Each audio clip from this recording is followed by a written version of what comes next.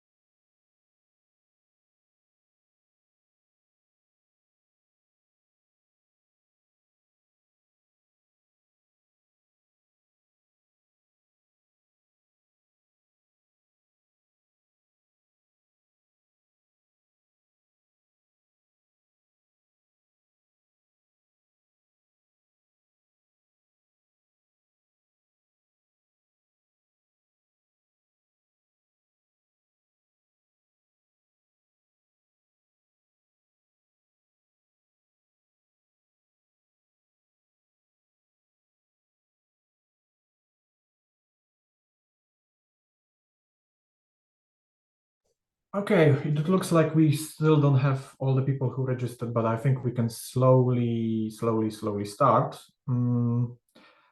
First of all, just a few announcements and some technical issues. So for those who are familiar with the initial idea of this global meetings we organize, we every month we, as the European Network of Solidarity with Ukraine, we do this a so-called global meeting where the idea is to exchange information about the activities of left-wing solidarity groups with Ukraine, but also to talk about the situation in Ukraine and create a space to discuss what progressive solidarity with Ukraine looks like in different parts of the world, in different continents. So far we have been discussing the situation in India, Brazil, Eastern Europe, Africa, and also the Middle East. We usually manage to bring between 50 to 100 people. It differs from meeting to meeting. The meeting will be recorded, so we understand maybe some of you, for security reasons, don't want to reveal your faces. So if you don't want to participate in the discussion, you don't have to turn on the camera. We understand that. As a rule, our meetings are held in English.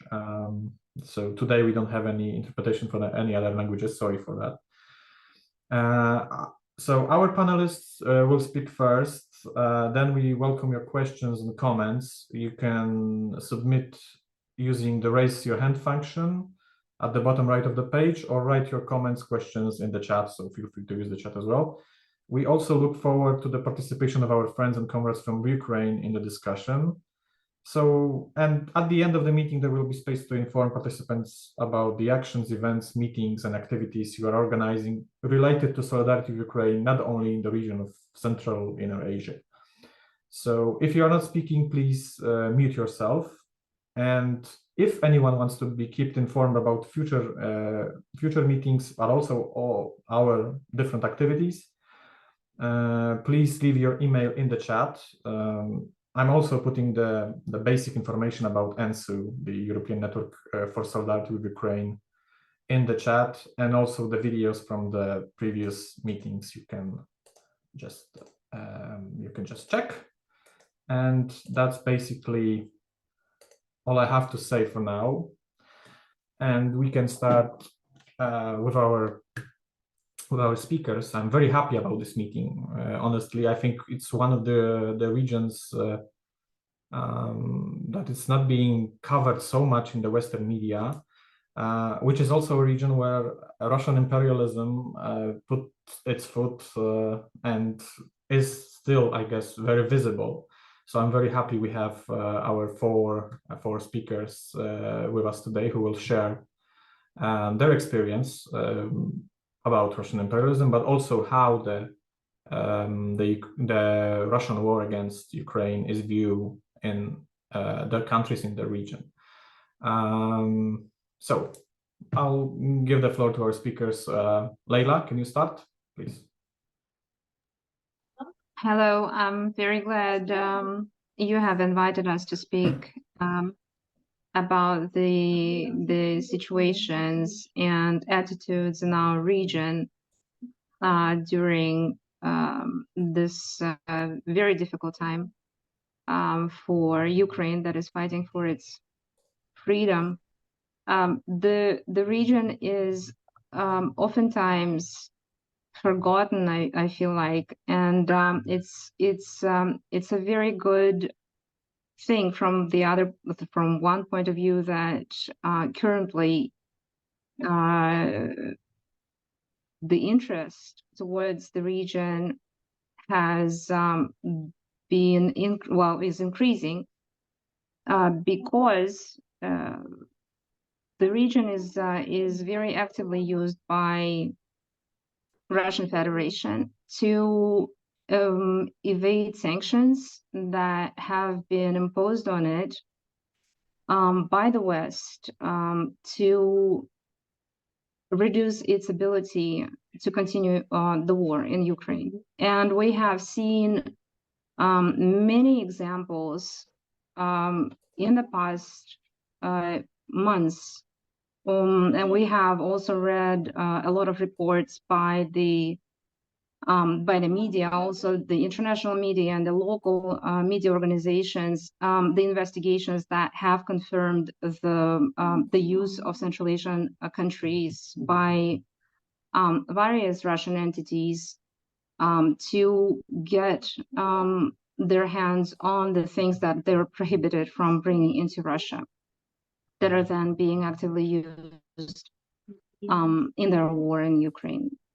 Unfortunately, the effects of these sanctions was actually very high in the very beginning, and they probably in the first couple of months after they have been adopted. But eventually, the Russian authorities and Russian citizens have adjusted, and they have found ways to go around them.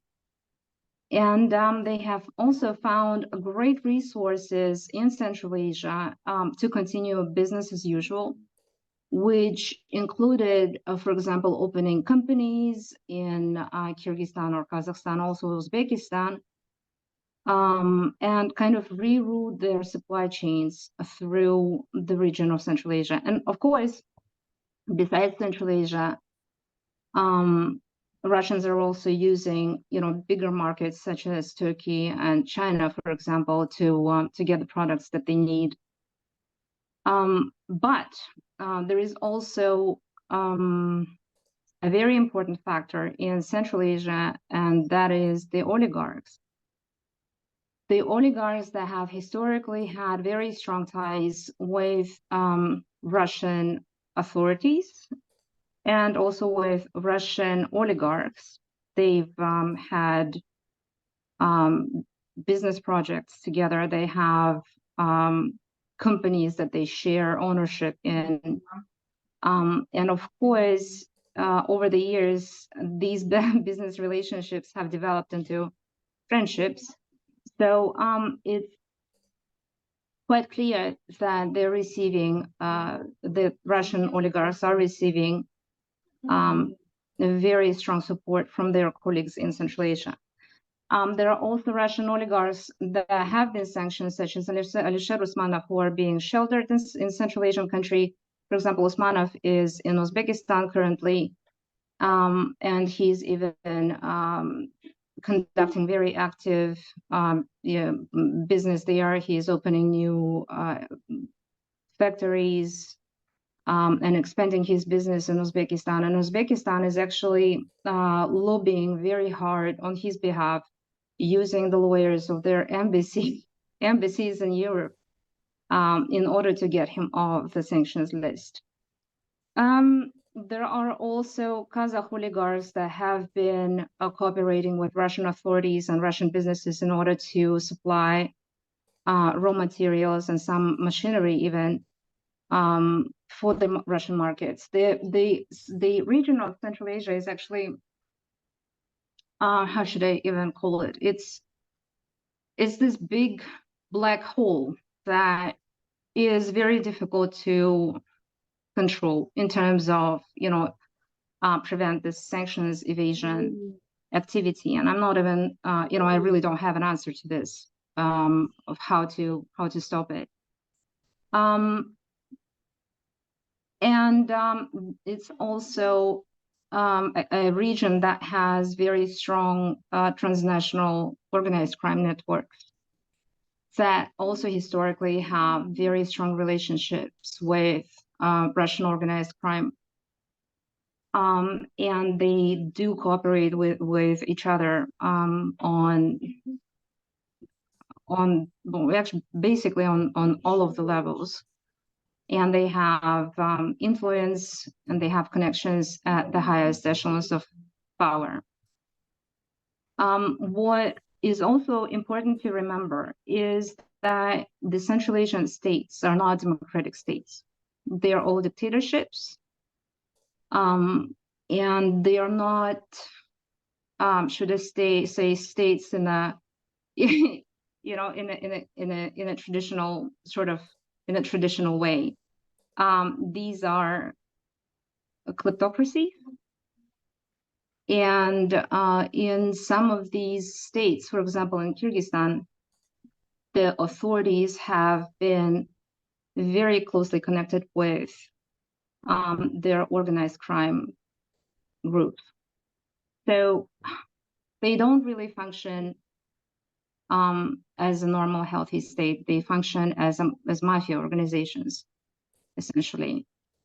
That would be, I guess, my portion of sharing my view and my knowledge about the region. I guess the other speakers can add their own views on that, because I know that I know work of some of the other colleagues that will be speaking today.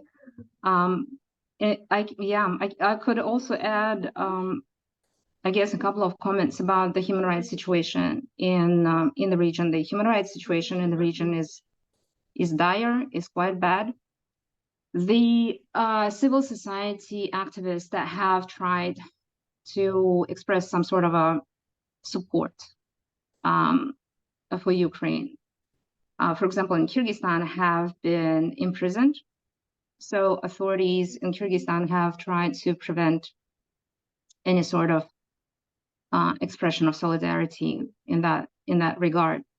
I know that there were some protests and some rallies in Kazakhstan that were a little bit more successful, but I guess Aysel can share more about this because I know she works very closely with that issue.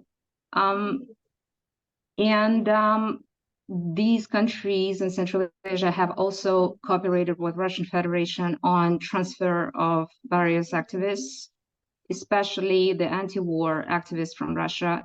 There have been cases where these people were trying to shelter in Kyrgyzstan, and they have been transferred to Russia. There were attempts to apply for asylum, but asylum in Central Asia really is not a procedure, is not a system that functions. It doesn't work. They don't grant asylum statuses. They do not extend any sort of international protection in accordance with the treaties that they have signed and ratified. Yeah, so basically, these are dictatorships that probably will not really reform or change in the nearest future. Thank you. Thank you very much. Okay, Asel, the floor is yours, please. Hello, everyone. Good evening. Okay, where shall I start from? Because, you know, it's quite a large region, and these countries, although they are all kind of packed within one box called Central Asia, are quite different among themselves. So it's also kind of, we should try to avoid to homogenize the whole area. What I probably would add to what Leila already said about this important issue as the region being used for all these oligarchic and criminal networks and for money laundering. You know, it's a very convenient geographical space for all this financial flows from Russia to Central Asia, back and forth, this informal economy and trade to really flourish. That's a very important thing. But I think we should start probably by highlighting why this region is actually important in the light of the invasion of Ukraine. The point is that Central Asia, as well as other parts of the former Soviet Union, have been instrumentalized by Russia since 2000, when Russia a little bit restored its economic power. These regions have been used by Russia to basically regain its status as a regional power, so that Russia can claim later on its share in the global order as a global power. So both South Caucasus, Central Asia, other former republics, Soviet republics have been used to basically construct of Russia a regional power, and then therefore a country that other global powers such as China and the US have to reckon with. So without Central Asia, South Caucasus, Russia's influence as a global power would be much lesser. So by holding its influence on this region, Russia can claim its global hegemony and therefore be countered as a global actor. So what I'm trying to say, of course, that right now for Russia is very important to keep its influence in Central Asia and in South Caucasus. If it loses its partners there, its global standing will be much more decreased. That's why with the full invasion of Ukraine, Russia's influence only increased in the region. We had of course, the trade, diplomatic, economic ties were already very strong between Russia and the regional government. But right now, since the invasion, they doubled, if not tripled, because for Russia it's very important to keep its allies in these regions. So So this region should not be overlooked in Europe. On the contrary, there should be much more attention paid to Central Asia. And if we now turn to the region itself, my studies so far have shown that Central Asian societies have been rather divided on the issue of the invasion of Ukraine. There are not really there. We have to understand that there are no opinion polls in all of the countries. There is one regular opinion poll conducted in Kazakhstan. We can use those results, although with limitations. And there was only one opinion poll in Kyrgyzstan last year on the issue of whether Kyrgyzstani population supports the war or not. But I have been conducting focus groups in the countries, in Kyrgyzstan and Kazakhstan, especially, and the interviews with different activists, with different artistic and academic circles. So what I can deduce from this quantitative and qualitative research is that societies are divided on this issue. I would say that the majority of, at least the Kyrgyz and Kazakh, because I can only speak about these two countries, they have a very deep historical relationship with Russia, right? This is due to the Russian colonialism, and later the Soviet project. And since the collapse of the Soviet Union, Russia continued promoting its image as a military security in the region. And this was due to China being next door and China's increased presence in the region. And there was an image of China constructed as this very big, powerful neighbor that can invade into the small countries, and this its depth politics is very dangerous for such countries like Kyrgyzstan and Tajikistan in particular. Russia has exploited this xenophobia and used this position to even further promote its image as a guarantor of security in the region. And today, still, this kind of geopolitics is played out among the lay population. People are afraid that if not for Russia, that China will come and invade. And therefore people still entertain this fantasy about China, and therefore opt out for Russia, whom they know, they share the language, and they share the past, they share some certain culture, and therefore Russia is more known than the unknown, dangerous China, right? Russia has been promoting another image of itself since 2013 as a guarantor of traditional values, this conservative turn in Russia.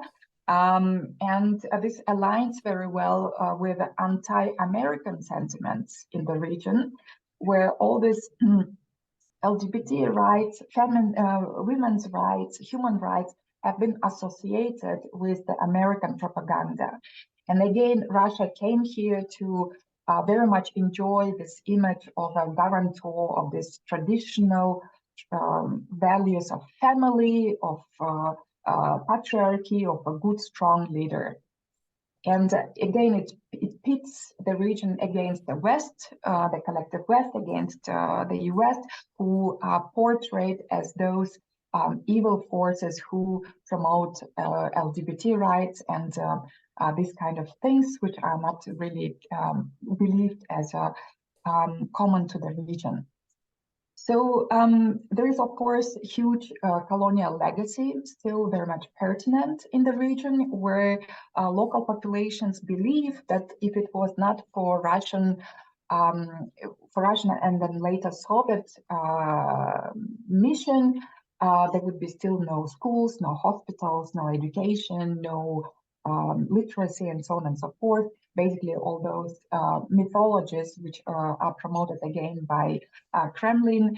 And these beliefs are so deep-seated; they are extremely encroached in the imaginations of local populations. Again, not everywhere in the equal manner. In Kazakhstan, it's less than in Kyrgyzstan and in Uzbekistan, because in Uzbekistan and Kazakhstan, very interestingly, the governments, although they are, I think, very cautiously neutral, they have been promoting historians and history studies to rewrite their local histories. In Kyrgyzstan, this was of a lesser degree, and therefore this colonial mindset, the belief in the good Soviet project as an emancipatory project, is still very much prevalent. And this continues influencing the views of local populations about Russia, a very positive views of Russia. There is also another point which is very crucial, at least for Uzbekistan, Tajikistan, and Kyrgyzstan. This is very important labor migration from these three countries to Russia. It's very similar to the situation once Moldova and Georgia had, where a lot of Moldovan and Georgian populations used to work in Russia for short-term or long-term labor migration.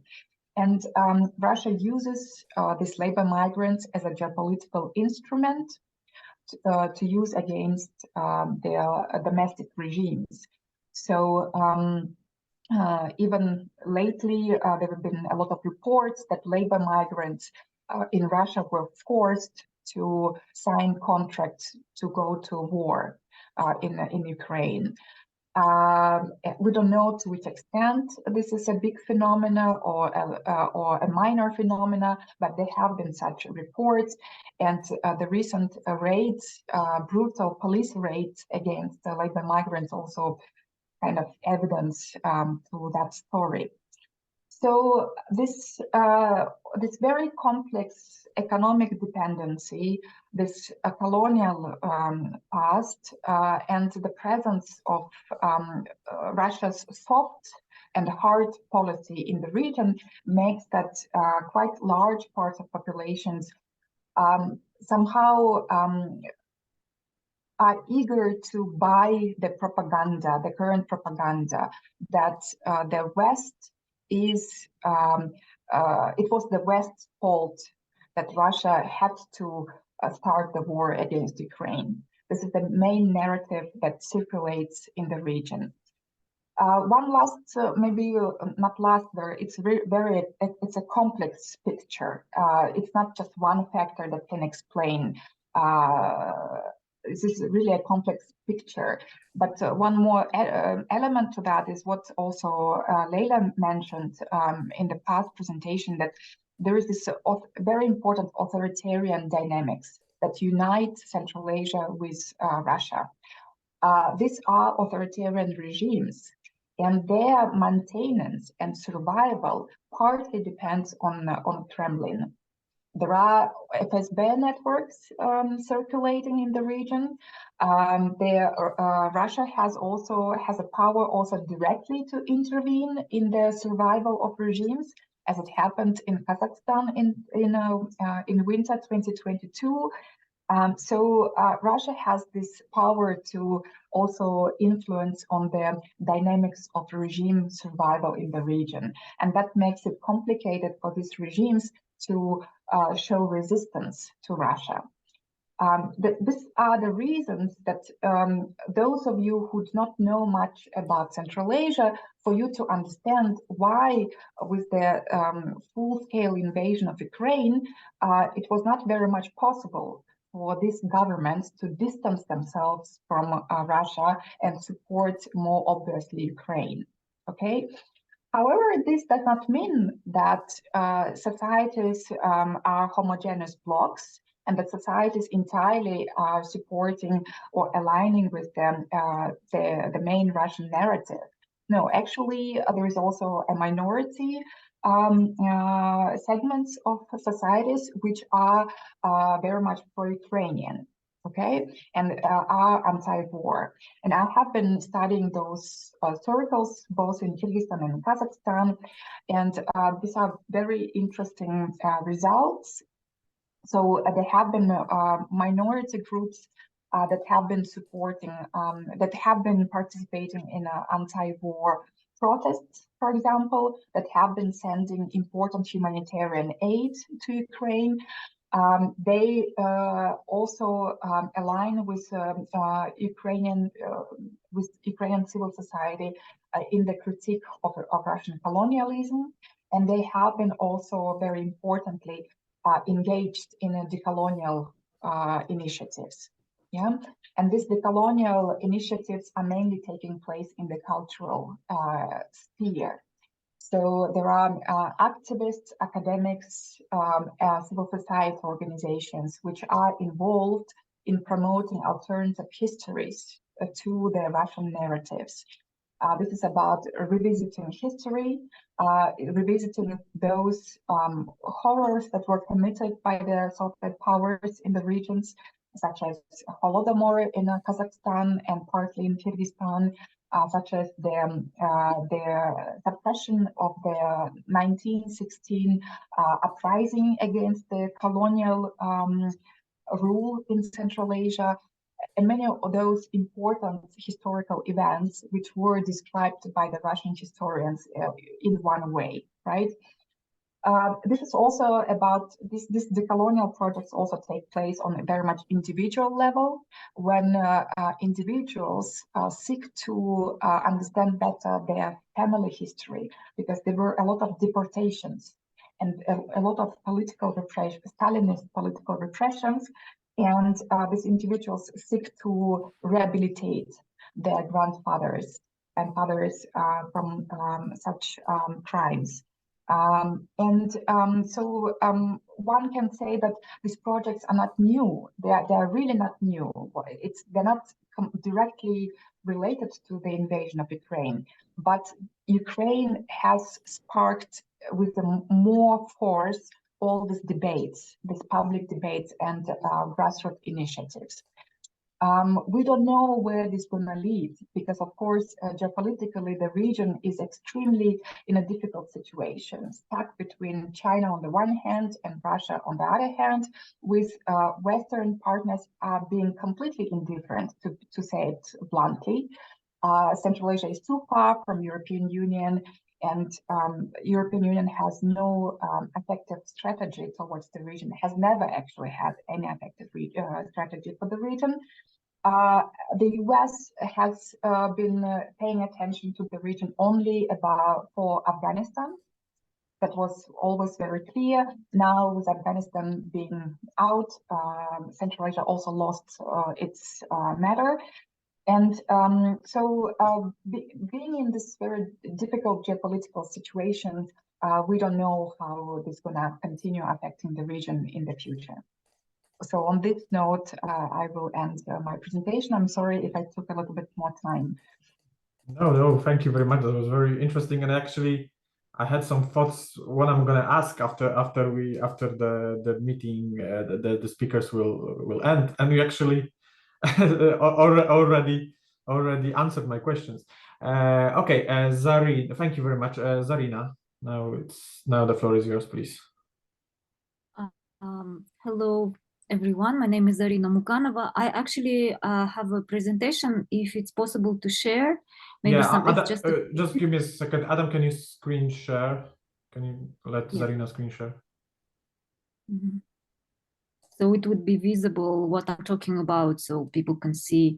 I'm not sure if Adam's or he's the host. So if it's possible, if not, it's fine.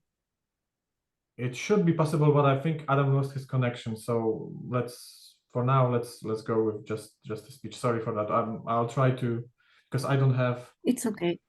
Then it would be quicker a bit then. Okay. Yeah, thank you very much for inviting me here. I was just listening first to presentations, and also it's so many different from so many different perspectives we can talk about Central Asia, and mainly we're talking today about Kyrgyzstan and Kazakhstan. How do we deal with the war in Ukraine? But I have to start that 2022 started for Kazakhstan not only with the war in Ukraine. It started with a January unrest called Bloody January, or Kanda Kantar, we call it in people. It started just in the beginning of January. That was the peaceful protest against the in the western Kazakhstan, and then the whole Kazakhstan was in the protests, supporting the protesters in the western Kazakhstan in Zhanaozen, who are regularly these workers of the oil companies, local workers. They often, very often, go to the protest and showing that they're protesting against the injustice. So that was another one, and actually it covered the solidarity of the whole Kazakhstani cities covered with that. So then the main arena for this become actually the Zhanaozen, the city of the western Kazakhstan, but also Almaty and Astana. Almaty was mainly suffering with that. So we had a curfew for around 2 weeks, and also shut down the internet for 5 days. People was killed. Many people were killed. Also, still there is no official data about how many people were dead, but according to activist and journalist investigations, there are around 300 people who were shot on the streets. And still investigations and state-sponsored investigations are going on. And actually, those people who were injured during these 5 days, from the 5th of January till the 10th, they actually were taken from the hospitals to be accused as a criminals, as those who were as the marauders, as those who were guilty for this war.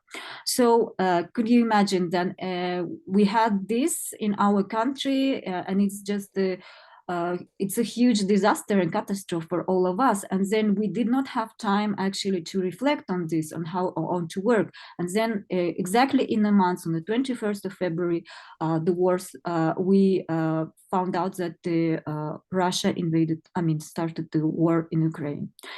So how this is affected? We had the 2 waves of migrations, and the first wave of migration started immediately after war started. Many Russian intellectuals, activists, and artists, even in the beginning, as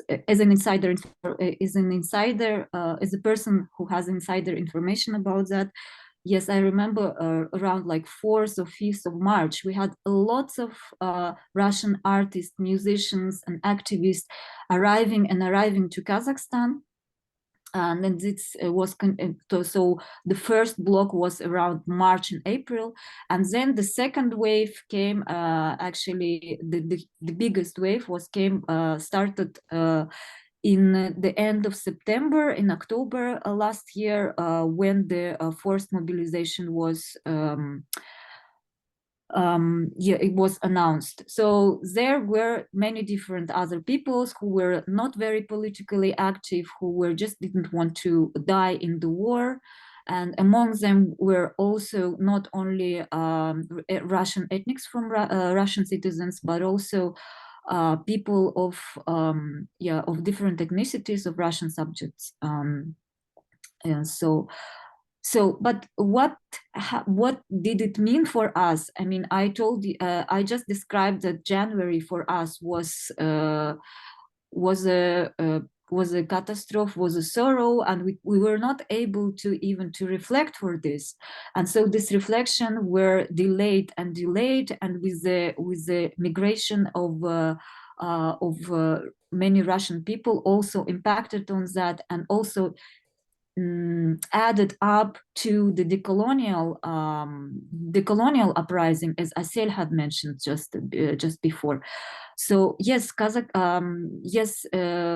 war in Ukraine actually triggered a lot of decolonial thoughts, which existed before, of course, but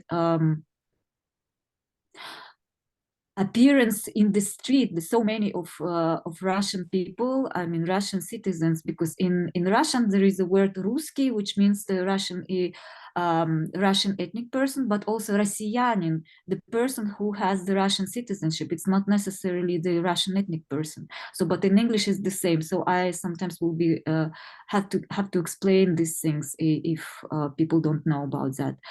So many people started to January unrest actually impacted on the situation for Kazakhstani citizenship, for Kazakhstani citizens. There are around 130 ethnic groups in Kazakhstan, including Kazakhs, ethnic Kazakhs. So we all speak Russian as a language of communication, which is written in constitution, but the main language is the Kazakh language. Nevertheless, the whole service, so whole bureaucracy, and in public spheres, all documentation, everything is given in Russian after 30 years of independence. And still, when we have this. So when a lot of Russian migrants appeared in our streets, it also triggered us like our identity crisis that was kind of sleeping before. So there are many people in Kazakhstan who do not speak Kazakh or do not speak Russian. So according to language, we can divide Kazakhstani people into 3 groups: those who speak only Kazakh, those who speak only Russian, and those who are bilinguals. And I'm talking about only these 2 languages, but of course they may speak, they need to speak their own local languages. So there are lots of Kazakhs who were not able to speak Kazakh for generations because of the colonial legacy, because of the Russian colonization, and then Soviet colonization, Soviet past, where Russian language was the most important and the main thing, and the Russian brother was for everybody the most important, and then the others. Also, it was declared in the Soviet constitution that everyone is equal, but the Russian language was the main language, and it still happens. So we still have the Kazakhs who do not speak Russian Kazakh language, and they had also crisis in their identity. What do they need to do? Who are they? But also it affected to so-called Russian ethnics, or those people, or those Kazakh citizens who associate themselves with the Russian ethnicity. They might be mixed, but they call themselves Russians. So for them also it was important, it was difficult to understand with whom they want to associate themselves, whether they want to associate themselves with the criminal Putin or with the Kazakhstan, where they are also kind of guests or not guests, or who are they? But they live here for generations. So this is also was this was a crisis of identity for them also. It also affected on the rising of number of the Kazakh language courses, which was not the case before the war started and before the January unrest. Many people started to learn Kazakh language, including Kazakhs who were not ethnic Kazakhs who were not able to speak Kazakhs, and also for Russians, or local Russians. We call them local Russians. So Kazakh language courses have never been so popular before. But 1.5 years we have this. I am experienced. I just watching it. I see it how it goes right now, and of course it's not many people, of course, going to the Kazakh language courses, because not all of again, as we say, Kazakhstani citizens are not all supporting Ukraine. We have to say that as Asel also mentioned that it's only minority perhaps, but we believe that it's a majority.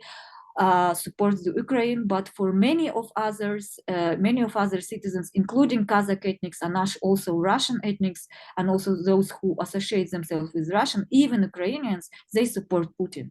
This also the problem for for the fact that we still have Russian Russian broadcast TVs where like Russia TV or any others, where they watch propaganda, Russian propaganda every day. So this impacts on them a lot. I would say this is also in the countrysides and not in the provincial states. Of course, I live in Almaty, and I'm in a kind of a bubble of the activists, journalists, and left-wing activists, and social and civil activists, and also scholars. And we kind of, in a progressive way, we support Ukraine. But there are also, we have to say that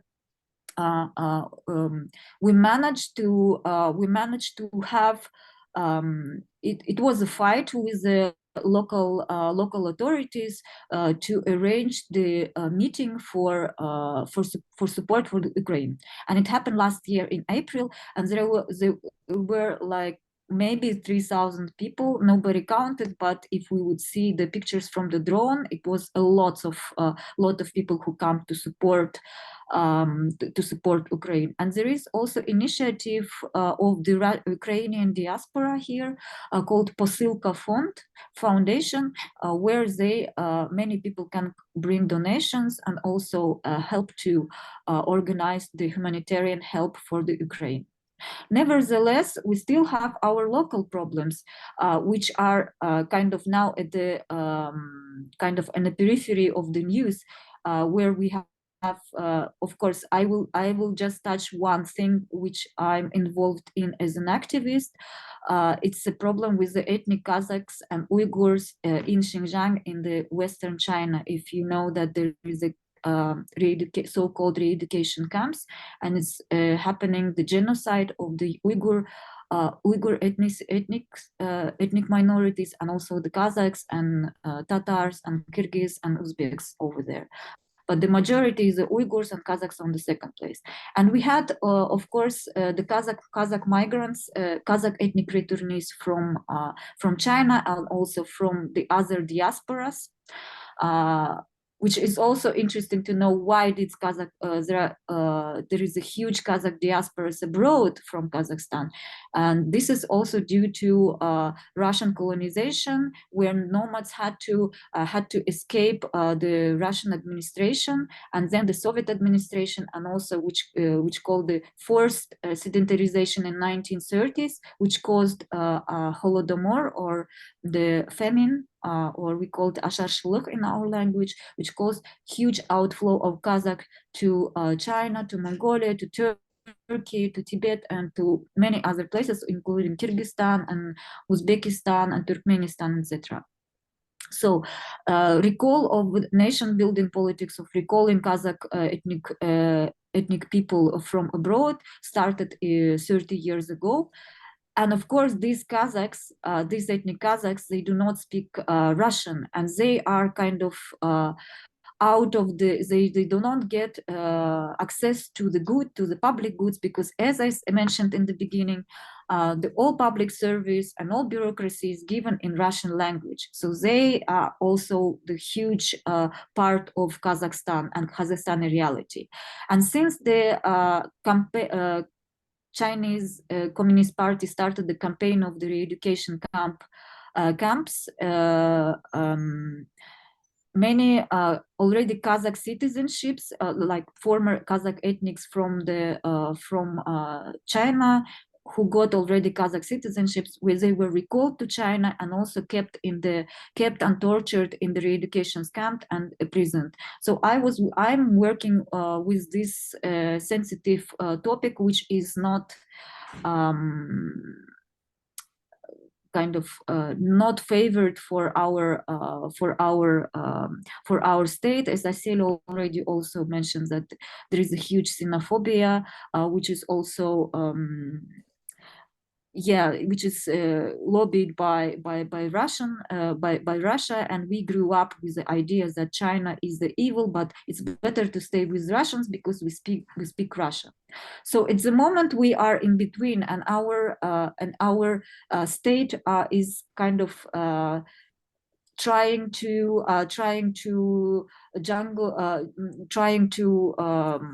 being very diplomatic in between these two difficult situations. I understand this. Also, I'm very not yeah. So I do not support this idea, of course.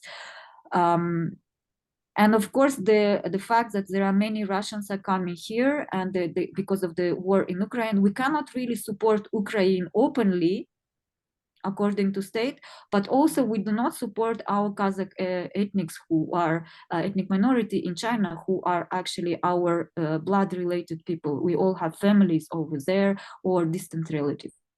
So this kind of topics, and the discussions on this were initiated or by artistic circles, journalists and intellectuals, and this is very small bubble, but we're still trying to make a lot of public discussions on that and talk a lot about that. I actually wanted, I just wanted to say one more thing. I think I'm over time. Another thing is when some protests are happening within the Kazakhstan, Kazakh state use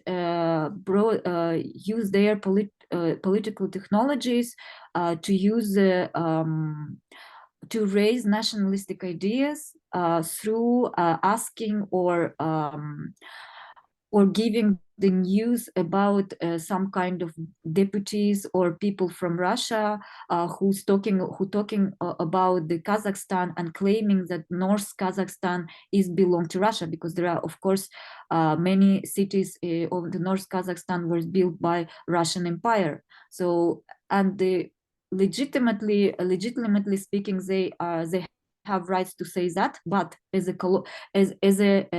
empire, they have no way to say that because they were invading our spaces. So this kind of news, very often, if we hear them right now, it means that there are kind of important protests happening, which state-sponsored media do not want to take our attention. So they want to give our attention over there. So I think, I will stop here because I was built my presentation according to my pictures, but I think would be a little bit, it would be easier if I stop here. If you have a question, I would be happy to answer it later. Thank you. Yeah, thank you very much. We probably will. Okay, Galim, you want to add something more to this, what has been said, please? Good evening. Yeah, I probably have a lot to add. Can you hear me? Yeah, great. Yeah, no problem. Yeah, overall, my position isn't so pessimistic, not so gloomy. Probably my stance can be in opposition to all previous speakers. I cannot claim that I'm expert in this issue. I'm going to share my opinions first as a citizen of Kazakhstan, second as a person who is engaged in education, in higher education, also as activist. Plus, I have interest in social sciences, but I have more critical approach to hegemonic materialistic sciences, and in this sense, I prefer more decolonial epistemology.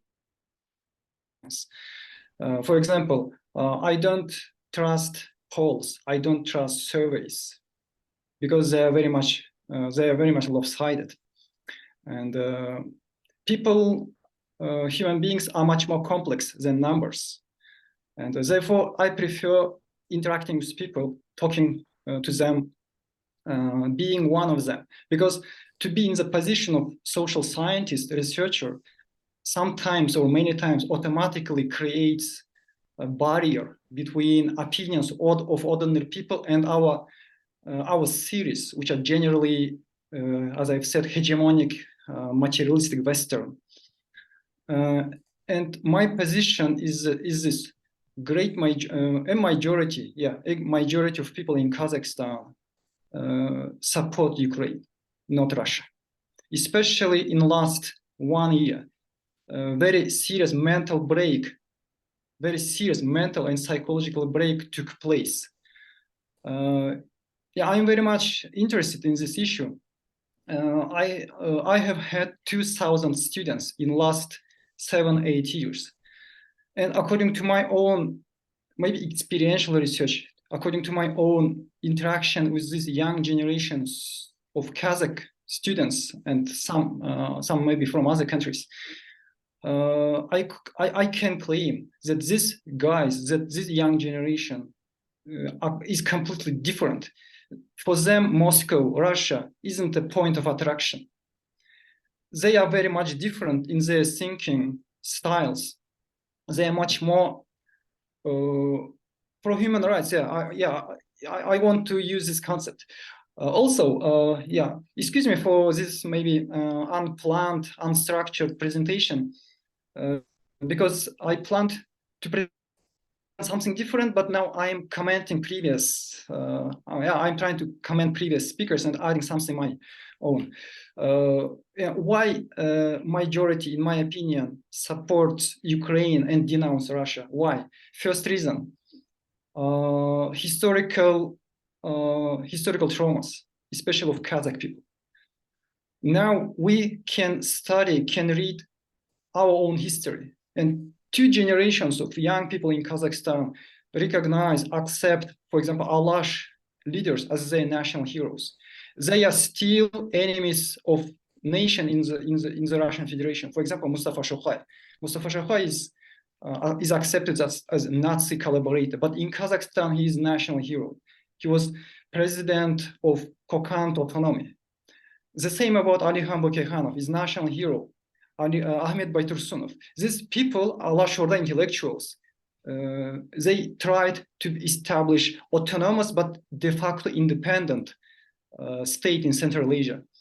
And this Kazakh intelligentsia were leading, intellectuals were leading a force against first Russian imperial policy and later against Bolsheviks. But they are completely exterminated. And we, fortunately, now can study all of these scholars, and we know their legacy. Maybe not all, but bit by bit, we learn them, this legacy, intellectual legacy of these people. This historical trauma is very deeply seated in Kazakh mindset. Second, Asharshilakh, Kazakh Holodomor, which killed almost 1/3 or even 1/2 of population in Kazakhstan, among ethnic Kazakhs, and no family in Kazakhstan, no family didn't suffered from this catastrophic famine. And now we can look from different prism in Kazakhstan after the start of the war in Ukraine, and these deep-seated historical traumas naturally push Kazakh people to Ukraine. Also, we shouldn't deny early 1990s. Yeah, our past first authoritarian leader, Nazarbayev, who was practically ousted, befriended with Ukrainian elites in denuclearization process. You know that all of us know that 3 countries beside Russia inherited nuclear weapons: Ukraine, Kazakhstan, and Belarus. 2 countries acted together, Kazakhstan and Ukraine. And Nazarbayev, later in late period of time, he turned out to be dictator, but in 1990s, he could do, in my opinion, some good things. And from this period of time, Kazakh elites became close to Ukrainian elites. Also, some maybe psychological, maybe some other reasons. For many years, Kyiv, Borispol airport, used by many Kazakhs as a very cheap gate to fly to European countries and to the USA. Personally, I use maybe 10 times Borispol, Kyiv airport to fly to the USA, to some European cities. Also, for many years, Kyiv had been a place for Kazakh oppositional figures, even for some guys who didn't want to live under maybe authoritarian atmosphere. Kyiv was very cheap and easy to get destination. And because of this, there's natural connection between many Kazakhs, independent-minded Kazakhs, and Ukrainian society. Concerning news, concerning media, from late March 2022, majority of Kazakh news outlets, news agencies began openly broadcasting news, military activities in Ukraine. Nur, Tengri News, Total, even Khabar, they openly began openly showing military activities, bombings of Ukrainian cities. It happened after Bucha massacre. And we cannot say that people in Kazakhstan don't know. Even if you now open Nur KZ, Tengri News, very popular websites in Kazakhstan, probably the most popular, they each day, every day, publish materials about Ukraine. And they don't even, they don't censor. And it's quite interesting. Some websites like Exclusive and Delovaya Nedelya Kazakhstan, DN Kazakhstan, they directly republish Ukrainian websites, for example, Union. And Azatykh also, probably one of the most biggest independent media outlets, has 1 million subscribers in Kazakh language. And overall, I think Kazakh society is well informed about atrocities in Ukraine. And according to my own observation, yeah, I'm open to public person. In my environment, among my students, I haven't seen anyone who openly supported Russia. Yeah, I'm a person who live in Kazakhstan, who reside in Kazakhstan. Yeah, maybe it's a big claim, but I'm talking as a person, as a citizen who has interaction with many people, students, neighbors, relatives. And I think this opinion is also maybe important. Yeah. Now I want to see my notes.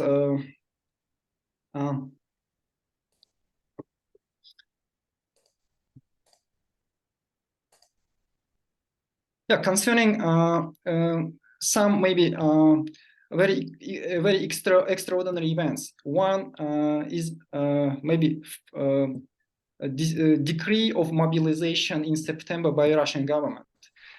Thousands of Russians came to Kazakhstan, and this event, this phenomenon, also contributed to anti-war, anti-Russian sentiments in Kazakhstan, because people themselves could see that people are fleeing own government, fleeing own state, own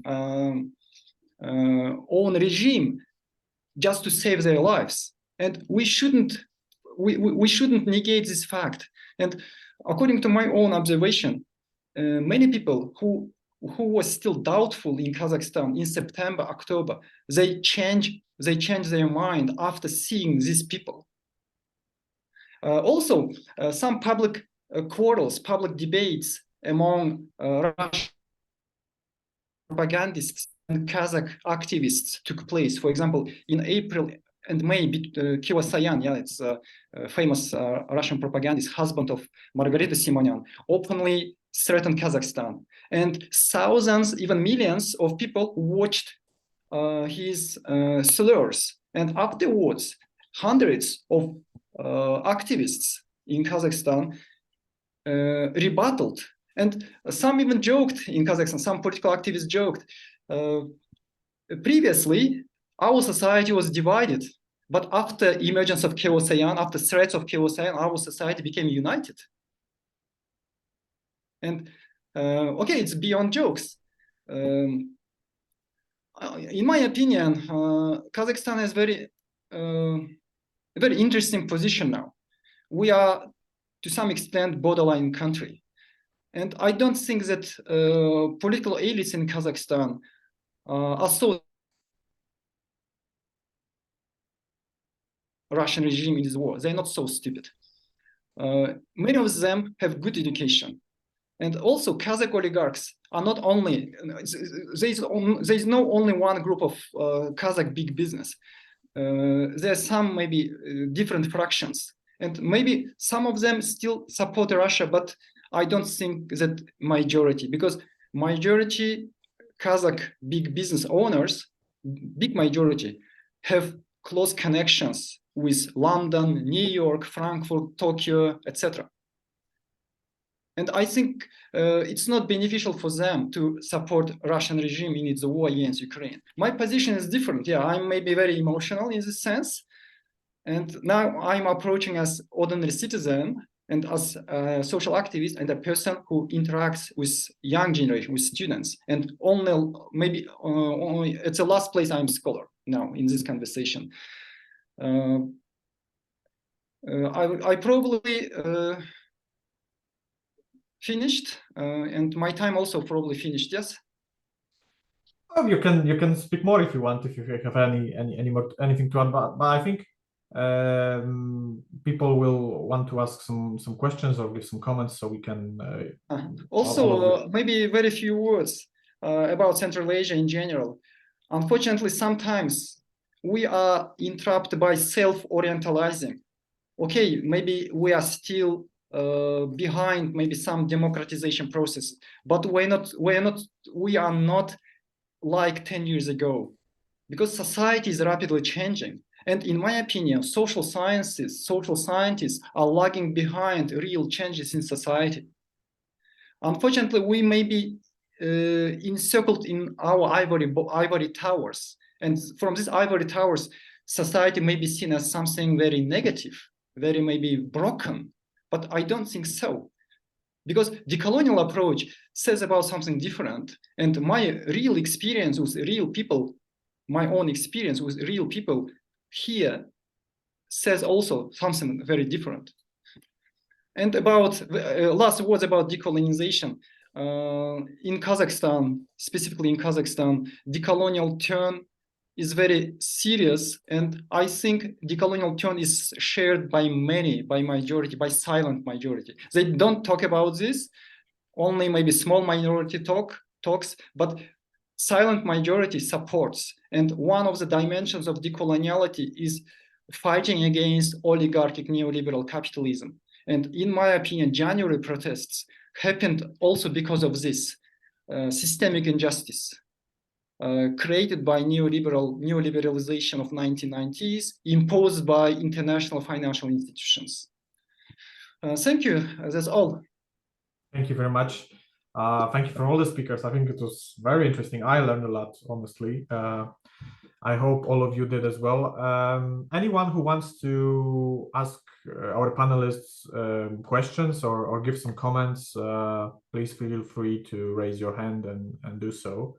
Unfortunately, Astral had to leave. We knew it before that she can stay just an hour. So I encourage our Ukrainian comrades and friends to speak also. So Stefan, please. Yes, thank you. Thank you very much for all of you. It's very, very interesting and important to hear all that you explained to us.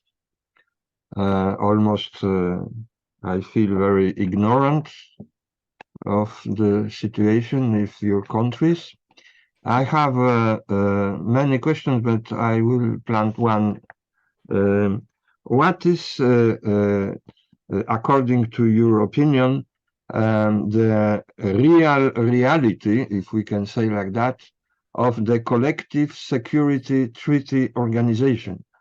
It's to say the military organization around Moscow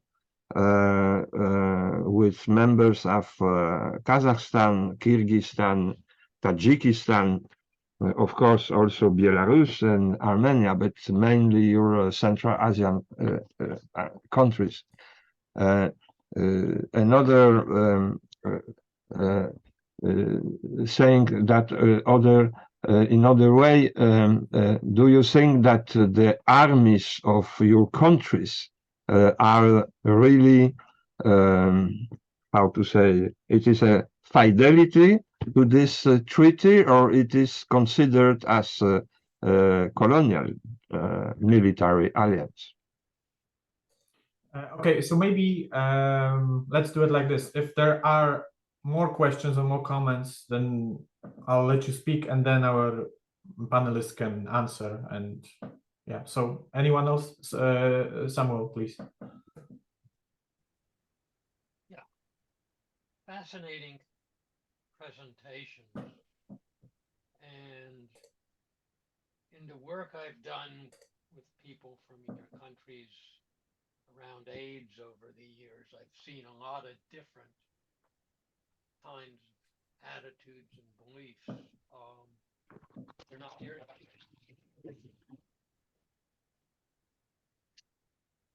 There. Thank you for your Yeah. for your wonderful talks. What I didn't learn from what you were presenting was differences in views and approaches among different groups of people in your country.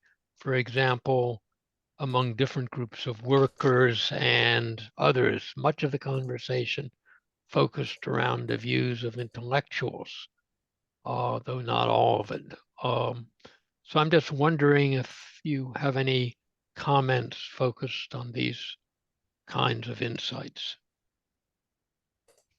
Okay, thank you. Anyone else?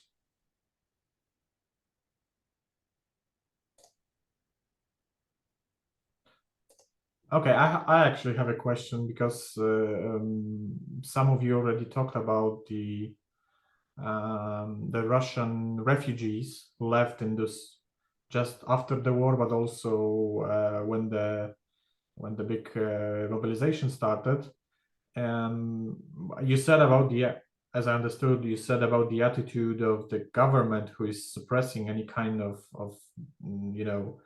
any kind of dissent in general. So also all the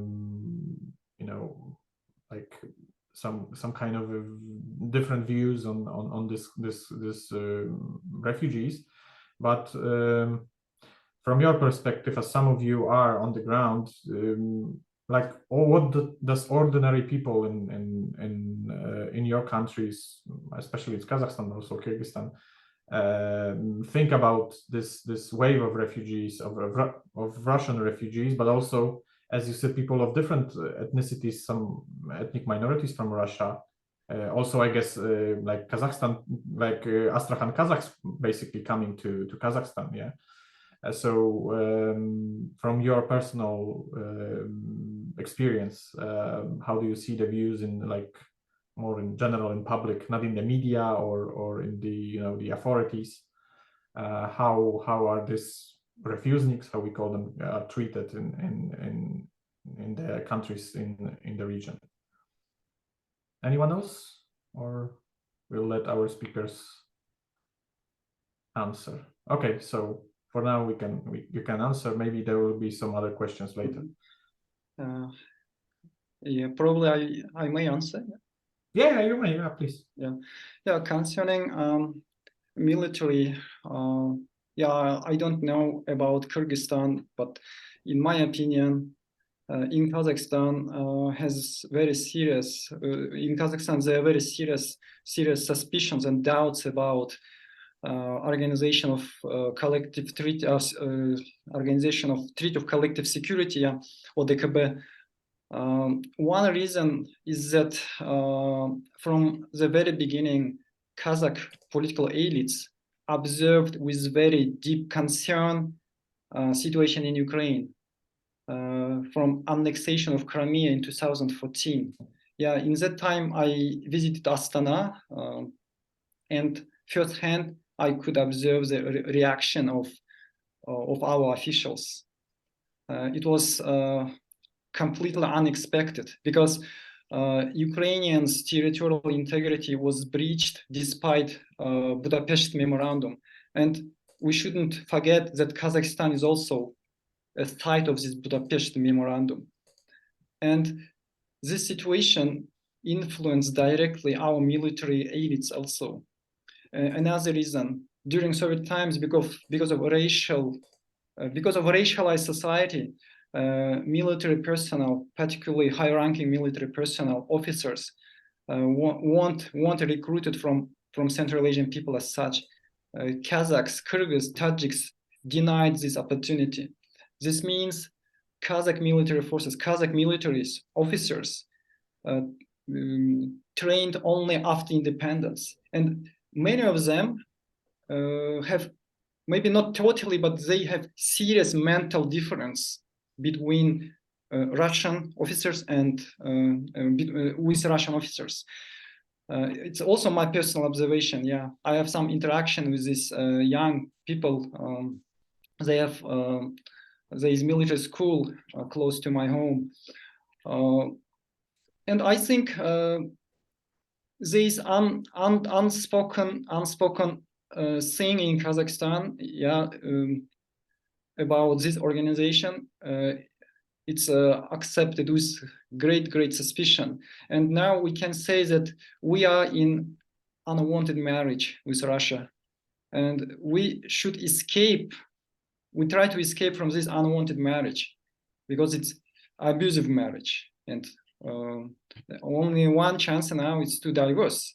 Second chance that one side, abusive side, will change, will transform psychologically. I don't know when it can happen. Concerning Russian refugees, I think the attitude in society is in general to help them. Yeah, in general, but also there were and still there are some doubts who these people, what they want.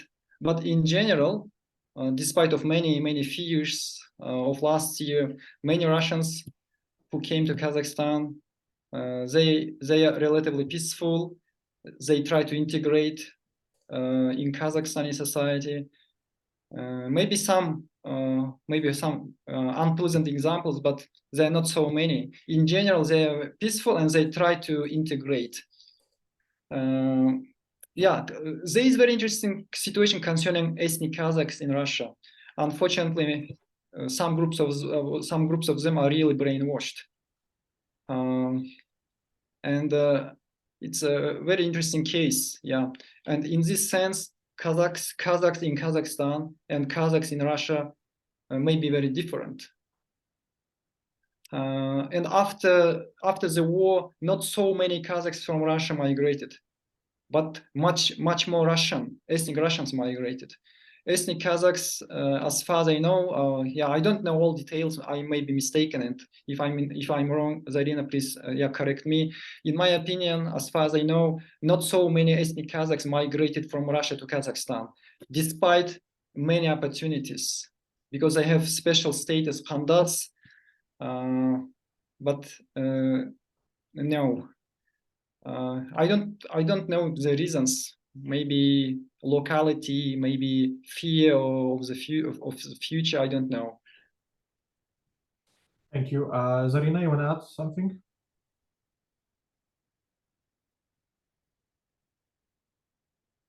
Zarina. Oh, yeah. I haven't asked, but I could yes add also a little bit. Yes, because if we talk about the ordinary people or different groups of people in Kazakhstan, it's also very difficult to talk about that because it depends on the locality. And Kazakhstan is a huge country. If you could see the map, I mean, I cannot show it right now, but maybe you can Google it and just see how dispersed we are. And actually, January unrest actually showed us how like, for me personally, as a person who also, I mean, together with Galim, we are participating in discussions and also studying and researching ourselves in decolonial theory and also how it affects on our locality. And we can see that Kazakhstan is very dispersed. And if some protests are happening in Western Kazakhstan, we cannot really get there very quickly, because if you even happen to fly through Kazakhstan, for instance, from Istanbul to Almaty, it's exactly 2 hours you fly only through Kazakhstan. I mean, it's a huge time. I mean, you cannot get to Western Kazakhstan if there is a protest, and we cannot get to go to support there, because trains get there within 1.5 days. It's more than 24 hours. And to Astana is also like all night train, I mean, or day train. I mean, it takes a lot of hours to get there. So we are, so in Kazakhstan, we kind of, depending on our locality and also oases where we live, and also we are very different from each other. Also, we have a common citizenship, etc., but moods are different. For instance, Western Kazakhstan or Eastern, I apologize, where Northern Kazakhstan, it's also completely different kind of location also, because it's very close to Russia, and also many Kazakhs were migrated to Russia, to the South Russia, or from there, and maybe they did not come back, or so. I don't have data for that. But what I know from ethnic returnees, for instance, from China or from Mongolia, from non-Russian speaking countries, they were settled by the state program exactly to the northern Kazakhstan in order to balance the Russian and Kazakh speaking. So we have this kind of people over there, and of course there are lots of Russians, like ethnic Russians in the northern Kazakhstan, and in other places of Kazakhstan. They act differently depending on access to the goods, but they don't have much access also. But another thing I wanted to add is also continuation for my language discussion is we have this cancel culture. I mean, I think it's the widespread phenomenon. And it works and not works, because it's also kind of a new ethics for all of us in the world. We are facing this, but sometimes it works very well, and sometimes we cannot really control, because we have digital, we have social medias, etc. We cannot really control how far it goes. For instance, there are lots of businessmen from Russian citizens who came earlier. 2022, they started business here, and when there were lots of Russian relocants, they don't call themselves migrants, but they're relocants, because migrants is a very humiliating name for them. These Russian businessmen were arranging meetings for new Russian comers in order to introduce the local spaces and how they, and give them, for instance, space for work and etc., and just like accommodation and all kinds of these things. And they were talking exactly. We have one example about that. Ramil Mukharyapov. He is the Russian citizen, but he's a businessman here, of Tatarian origin, I guess. He was the founder of Choco Life brand. It's a digital platform. And he was organizing a huge meeting for the Russian new migrants also. And he was telling that service in Kazakhstan is given in Russian. And if it's given in Kazakh language, it's not because it's not smart. I mean, it's not out of the smartness of the person if they speak to you in Kazakh. It means that they understand that Kazakhstan is still kind of in their mind, even if they don't conceptualize it this way. In their mind, the Kazakhstan is a province of the Russian Empire, because they still come here and they speak Russian. For instance, Kazakh activists in April last year, 2022, they prepared the handbook for the new Russian migrants. How do they have to behave in Kazakhstan, and what should they do? How do they act? What is appropriate, what is not?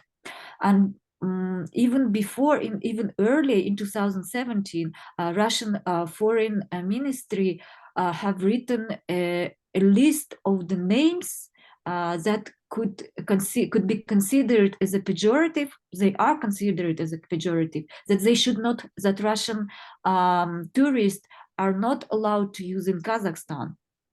So these things are existed, but so kind of a warning thing for them as a preparation. But still, this kind of this kind of things happening. And about the cancel culture, recently there were also many many Kazakh language activists who were coming to the cafes and claiming the menu and the service given in Kazakh language. Could you imagine? We are in Kazakhstan and we are Kazakh citizenship, and we are claiming service in our own language.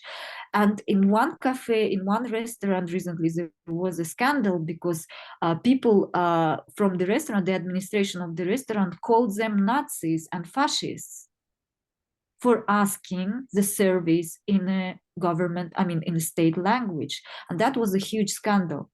And we were not able, we of course canceled this publicly, but of course there are people coming there, and then after a few days the administration of the restaurant have to apologize openly, and that Russian businessman also next day he started to apologize, and immediately in one night he translated whole his business in social media in Kazakh language. In one night he did it. But before, within 8 years he was working in Kazakhstan, there is not a single word in Kazakh language. So it's slowly going, and kind of this affects on the it triggers our colonial traumas, and that we have not yet reworked as a state, as a people, as a Kazakhstani nation. But it's sometimes it goes as a very uncontrollable way, and also mixed up maybe with the nationalistic ideas. But it's also, it is going on right now. And it's, for me personally, maybe for Galim it's easier to do because he's a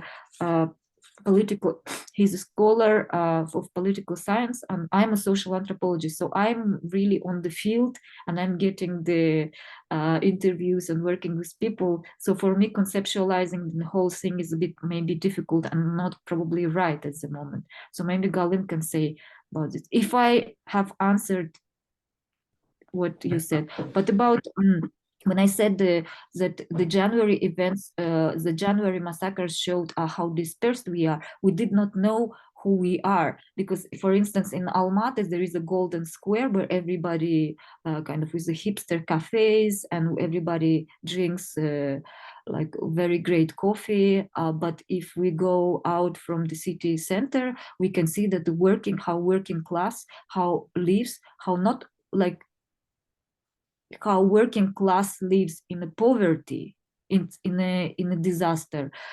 Nobody from the city center goes there, and they don't like to go there because it stinks, it's disaster, it's not pleasant, and there is no good coffee over there, something like that. But if we really go, and I have made the researches on also within the urban area and also in a rural area, and it's just completely different from the, of course, semi-intellectual or intellectual bubble of the activists in Almaty or in Astana, per se. Yeah. Thank you. That was actually very, very, very interesting to hear. We have some questions in the chat, but they were actually partly answered, I would say, and some of them, there is a question from Giuseppe that can someone say something about how the situation in Armenia influenced the image of Russia in the region, but I don't think it's the region we are talking about, so I don't know how is in general the situation in Armenia viewed in Central Asia. There was a question from Alphonse about the official language, but we actually said it, and it was mentioned in the chat. There is also what Julie wrote about her experience with contact with the Kazakh surveillance service. So it doesn't look like the best thing which happened in her life. We have one more person raising hand, JN. Sorry if I'm... No, you're fine. Yeah. Please. So I'm also from Kazakhstan, and I would just Vladislav asked me to add a couple of things, so I just will insert my 2 cents. So I think back to the question that was asked earlier about CSTO and what the strength of Central Asian armies looks like. I think it's a valid question given the situation in Ukraine, but I do think that it kind of boxes us into these camps of security alliances, and it prevents us from imagining what an actually progressive security infrastructure for these countries in Russia's that surround Russia, what would that look like? Since for us, joining NATO is not necessarily a reality, nor something that we should aspire or strive towards. And nor do I think that it is necessarily important to militarize our society, because what is important is to support Ukraine in their struggle against Russia. But in the future, hopefully the outcome of this war would be a Russia that is not a threat to its neighbors. So hopefully that would eliminate the need for such an alliance where you're constantly thinking about being invaded. And that also requires kind of conditioning your population and ramping up this sort of nationalism where you think, oh, we're going to be invaded. And that's not necessarily something that we as progressive socialists should be endorsing, in my opinion. And another thing that I'd like to add is our tendency to kind of only look at Central Asia from a post-Soviet lens, how we only consider the Central Asian countries that used to be in the Soviet Union, while the region itself also includes, I think, Afghanistan to a large degree, and the western part of China, East Turkestan. And I think it's important to include them in our conversations and also study our histories through their sources, since that will kind of offer us more varied perspectives.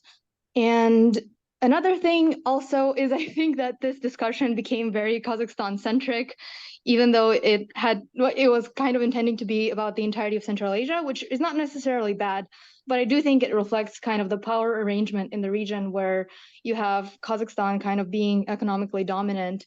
And this reflects in the type of knowledge that's being produced and in the type of people that are ultimately kind of representing the region.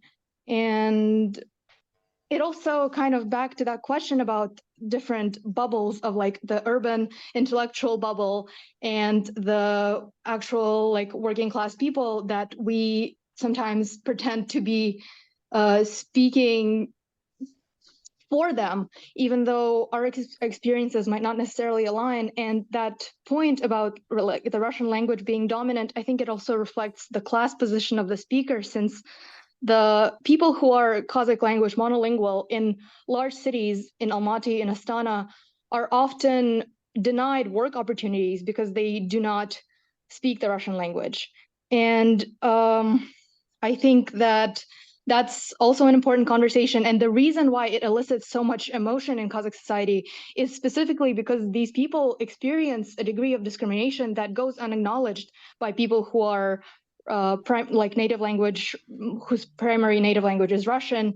And what we should be pushing towards is a progressive kind of bilateral bilingualism, and not, we should avoid, even though the empirical reality is that there are these like groups of people who are Kazakh language, Russian language, monolinguals, and bilinguals, we shouldn't necessarily try to look at our society from this bifurcated, just black and white lens, because a lot of people, like a lot of Russians, if you talk to young Russians, a lot of them are learning Kazakh, and they realize that to live in this country, they are going to have to learn the language, and they need to learn it, and a lot of them do respect it. I am from Astana, so I live closer to the north, and this kind of, I think it is reductive to think of the North as like this, oh, it's closer to Russia, so there's more Russian speakers, because that's not the reality, not the demographic reality, and things are changing, even though I really agree with what Hallam said,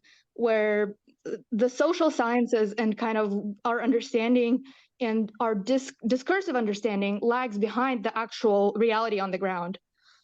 So yeah, that's kind of all I wanted to add. I think that a lot of conversations become reductive because we don't account for the experiences of like other post-colonial contexts where they have Creole languages and other colonized peoples who use the language of their former colonizers and their language daily in their lives. And that's, I think, something that we suffer from. And ultimately, the reality that we're going to have to come to terms with, I think, is a bilingual Kazakh society where all people hopefully are bilingual. And then maybe an eventual shift towards one dominant language. But I think bilingualism is, and like teaching the language and encouraging all people to speak two languages would be something that we as progressives should strive towards. I think I spoke too much, but that's kind of all I wanted to say. No. It was actually a very good intervention. So I must clarify on that, because you touched very vital points, because we actually, in the invitation, we tried to say more about the Central Asia or the Inner Asia as a region, with also including parts of today's China, today's Iran, Afghanistan. And we also reach out to people from these regions to take part in the meeting. The only problem was the time. So some people declined because they couldn't make it. We wanted to have the representatives of the Uyghur. I got a very good contact from Zarina, but unfortunately, the speaker couldn't make it today. So it was partly, today's meeting was, of course, partly Kazakhstani and Kyrgyzstani, a little bit centric, but it wasn't the intention we had. The idea was more broad, let's say it. So just to clarify that, but thanks for that intervention. Giuseppe, we're going to do a final round of any questions and comments, and then our speakers can answer, and then we'll wrap it up. So Giuseppe, please. So whoever else wants to ask anything, just raise your hand, please. Giuseppe. Sì. Can I speak? Yeah, please. Yes, fine. No, the question I posed about Armenia was relative of the alliance, military alliance of community of independent states. That, of course, Armenia was is part of this alliance, and the so-called peacekeeping troops in Russian peacekeeping troops in Nagorno-Karabakh. Now they are in a sort of shameful situation. The Azeri killed 5 of these Russian troops that Russia say, okay. They said, we are sorry, and so on. So the question was, how can Russia has a credibility against China in Central Asia when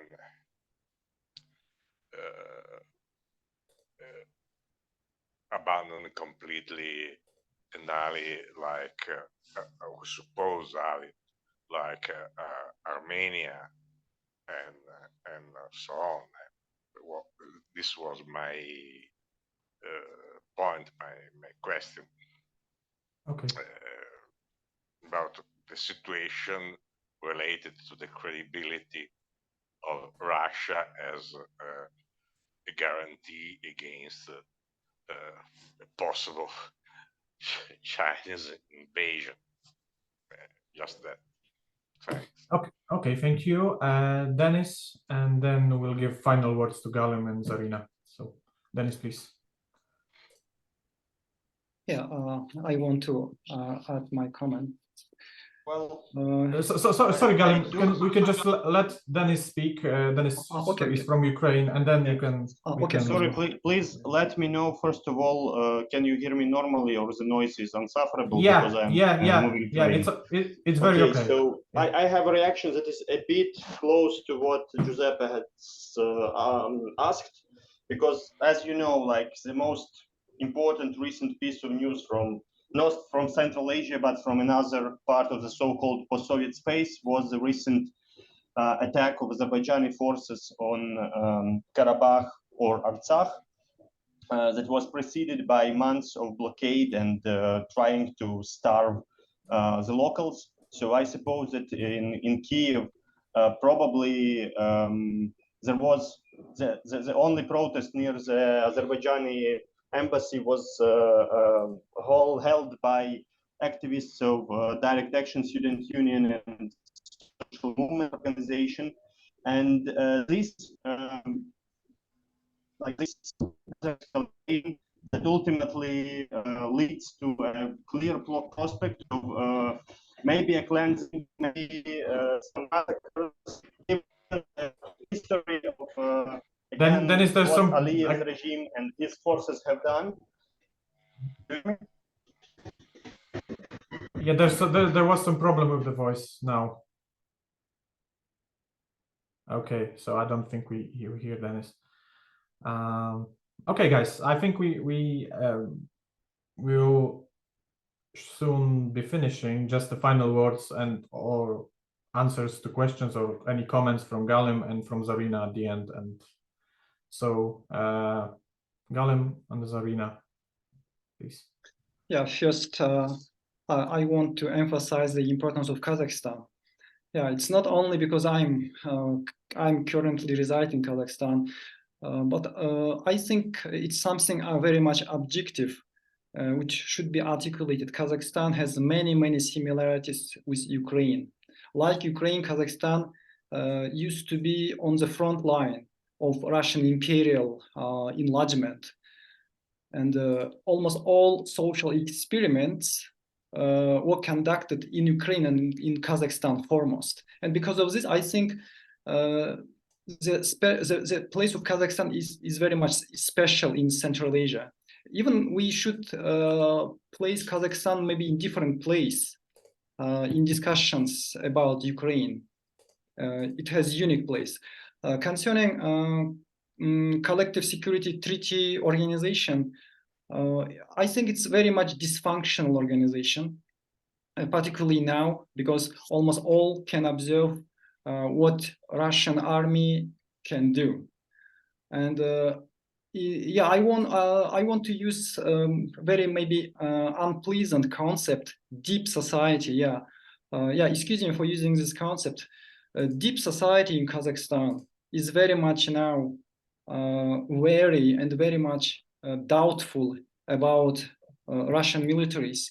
And it happened not today.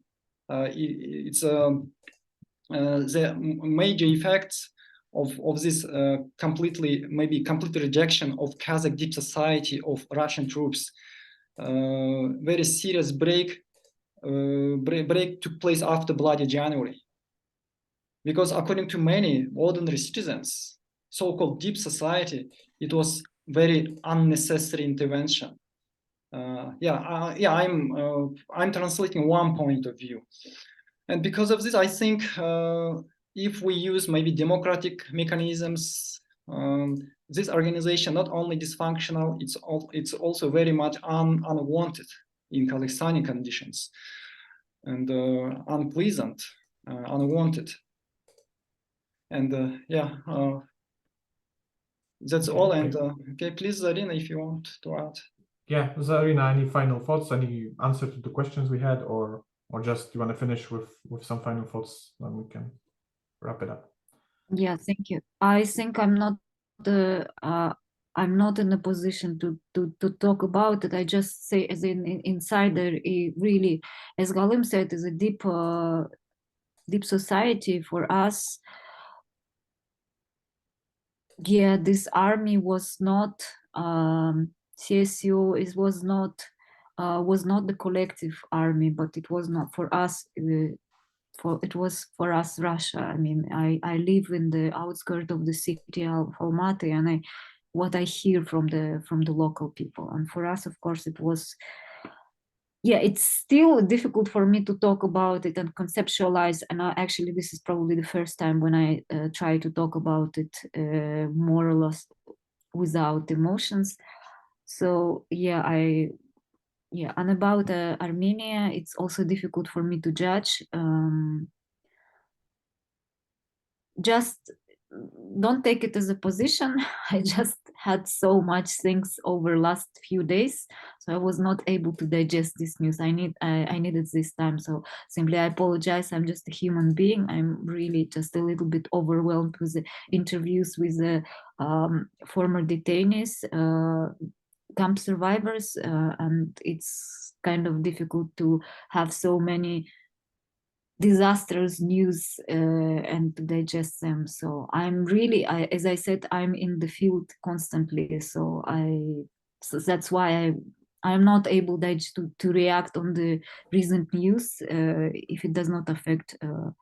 Yeah, this is maybe narrow-minded, but it's just my mind. Yeah, but it was very interesting to talk here and to listen to the questions and reading the comments and also answering and getting among you too. Thank you. Okay, Galem, you want to say anything more? And then we're gonna Very finish few it. words, yeah. Please. Yeah, I want to finish with my observation about, excuse me for using these words, positive effects of the war in Ukraine. Yeah, I apologize for using this concept during the conditions of war. This war, in my opinion, awakened Kazakh society, awakened towards coloniality, multi-faceted coloniality. Also, to some extent, this war in Ukraine pushes Kazakh society, very maybe widely divided, deeply divided Kazakh society, to integrate, to recognize each other. For example, in this year, according to my very subjective opinion, the issue of Kazakh language practically solved. Because no one today in Kazakhstan, no one, even among very Russified Kazakhs, no one doubts the importance of Kazakh language. Also, to some extent, the cleavages between conservative Kazakhs, progressive Kazakhs, traditionalist Kazakhs, religious Kazakhs, and even queer Kazakhs, the cleavages are diminishing because of common threat. And people now are getting more closer to each other. It's my own personal observation. I may be mistaken, but I hope that I'm correct in this my observation, because in Ukraine, this process is now ongoing, maybe at accelerated speed, at accelerated maybe move, because in past Ukrainian society was also very much divided along language lines, along religious, non-religious, queer, conservative. A similar process, maybe more slow, is now taking place in Kazakhstan because of the effects of war in Ukraine. And to some extent, yeah, we should look maybe to this side also. Yeah, thank you, Golim. Sorry, can I add a few words on that? It's actually true. We are the war in Ukraine actually really united us also, because we are together, and within the queer society, it's also I'm a queer researcher also. There is lots of the decolonial movement and lots of support to the for the Ukraine. And I was not able to show you presentation. I wanted to show the front door of our queer safe space in Almaty, which is there are in 3 languages. It's written in a blue yellow pages. It's written. If you entering this society, if you entering this space, you agree that Russia made a criminal invasion to Ukraine. It's written in 3 languages. And it's not only in one space, it's actually in one space. It is written, it is a statement. And as I am a part of this community, I have seen that so many people just saw this in the entrance, turned back, and just did not come back.